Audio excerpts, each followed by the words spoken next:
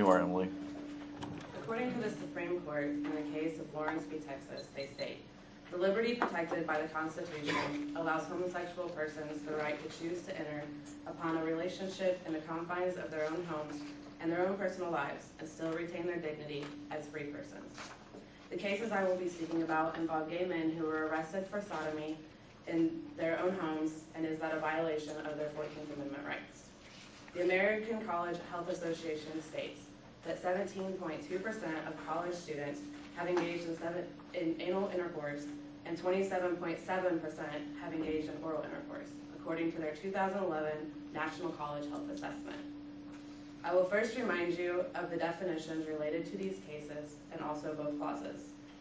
I first want to define not only sodomy, but also the two clauses involved. Co-authors of the People's Law Dictionary, Gerald and Kathleen Hill, define sodomy as anal or oral intercourse between human beings or any sexual relationship between a human being and an animal. The Due Process Clause of the 14th Amendment states that no state shall deprive any person of life, liberty, or property and without due process of the law.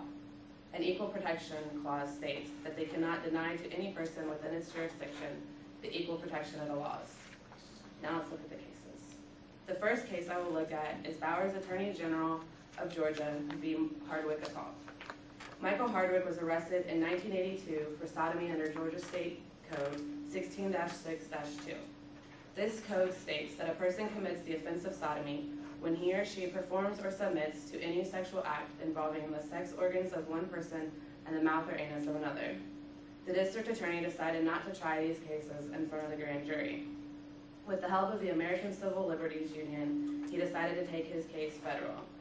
He claimed that as a homosexual, this violated his federal constitutional rights and that the statute put him in imminent danger of arrest. This case was also dismissed. He appealed to the 11th Circuit Court, which ruled in his favor, stating that it is a violation of constitutional rights or fundamental rights because his homosexual activity is a private and intimate association that is beyond the reach of state regulation by reason of the 9th Amendment and the Due Process Clause of the 14th Amendment. The Supreme Court overruled this decision with a 5-4 ruling. The court disagreed with the appeals court using a vast number of cases, including Griswold v. Connecticut and Roe v. Wade, to make a link between the privacy of families, marriage, and procreation. They claimed the right to privacy did not reach so far as to include homosexual activities, and used the idea of other sex crimes committed in someone's home.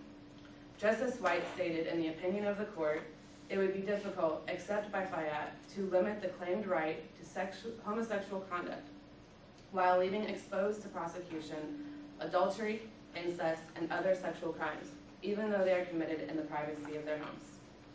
They also supported this by claiming that these rights are deeply rooted in this nation's histories and traditions. In the opinion, they stated that sodomy was forbidden by the laws of the original 13 states when the Bill of Rights was ratified. They also reminded us that in 1868, when the 14th Amendment was ratified, all but 5 of 37 states in the Union had anti-sodomy laws. Next, I will talk about a case from Texas in 2003. Similar to the case of Bowers v. Hardwick is that of Lawrence v. Texas. John Lawrence and Tyrone Gardner were arrested for sodomy under Texas Penal Code 21.06 when they were witnessed by a police officer engaging in sexual conduct in the privacy of Lawrence's home. A person commits an offense if he engages in deviant sexual behavior with a member of the same sex, is what this code states.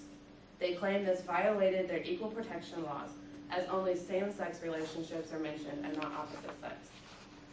The Supreme Court overruled Bowers v. Hardwick with a 6-3 ruling during this case. They also stated that Bowers v. Hardwick was not correct when it was decided, and it is not correct today. This also invalidated the Texas statute and also the others in all other 50 states.